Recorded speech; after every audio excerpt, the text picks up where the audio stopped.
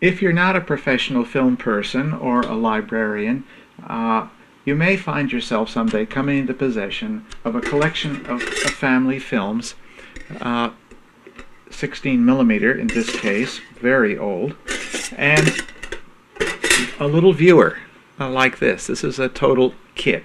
The splicer that came with it was no good, so I'm going to replace it with a different splicer for the moment.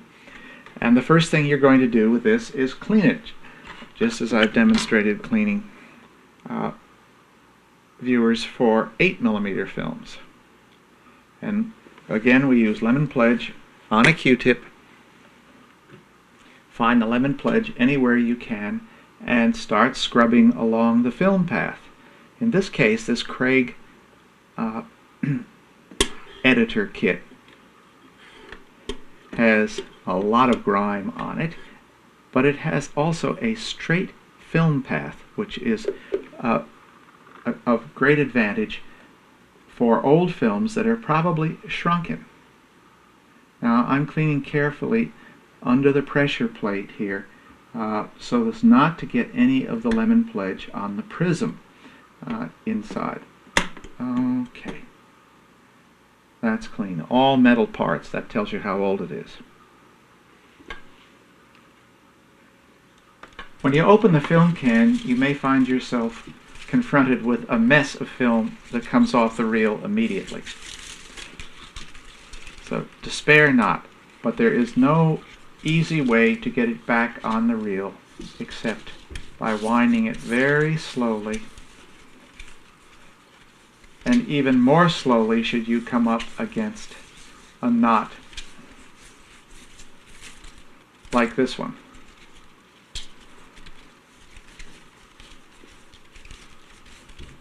Notice I've got my index finger in the reel. Okay, here we go.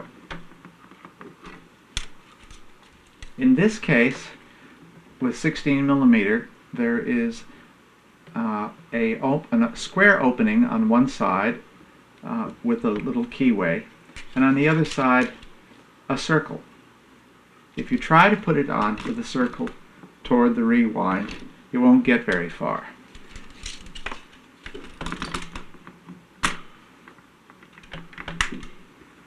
Okay, this viewer feeds underhand, whereas the Super 8 viewer fed overhand. That's not true in all cases.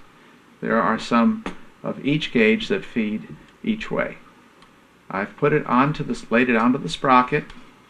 I put it down gently until it engages on the sprocket, and there, I've locked the gate. There's a slot in the reel. We don't have automatic take-up reels for 16 millimeter. And here we go. And I'm looking at the picture. This film has titles.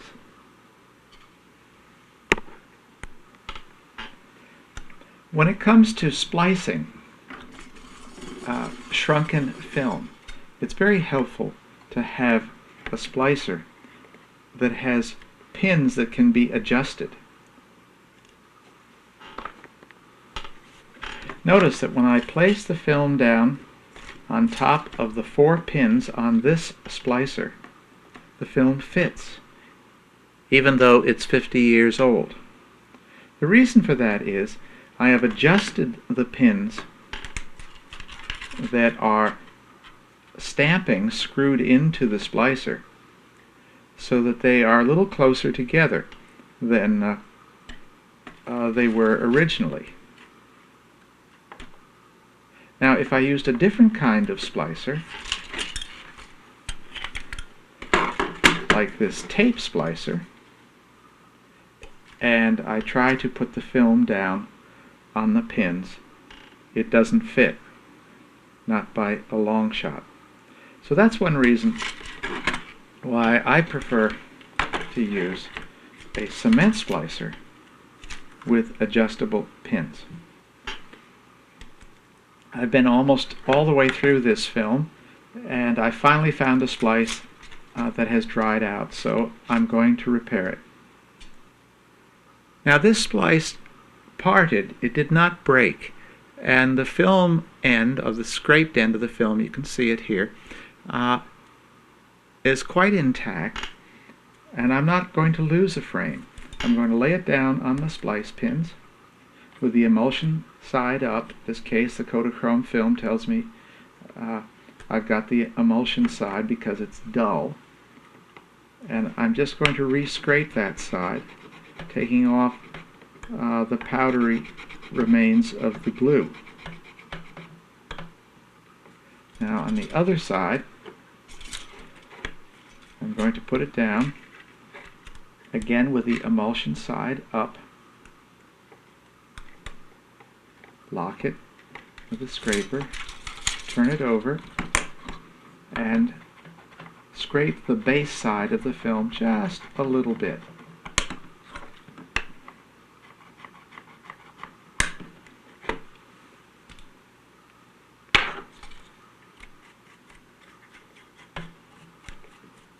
A little brush from an artist's supply store, and film cement. A good coating, but an even coating of film cement on one side of the film. I'm left-handed, so I did it on the base side. The splicer that was used before had a little wider bond to it, so I ended up trimming off a small piece of the film. I'm lifting the edge of the film, and with a small cotton wipe, wiping off any cement, holding the pressure plate down for about 30 seconds. As I've explained before, if you have a lot of splices to make, you might want to put a little baby's wipes heating pad along the edge of your table here. That will warm the splicer and make the glue set faster. You can also use a 60-watt bulb above your workplace here, although it's kind of hard to use a viewer and a bright bulb, and that will also warm the splicer. I prefer the heating pad. Okay, let's look at the splice. Before we lift the other side, I'm going to lift it off the pins on the left side. I'm going to raise it now, and before I lift it off the pins, I'm going to wipe the residue of the glue from the other side. Okay, there we have a new splice. Ah, the sound of gears.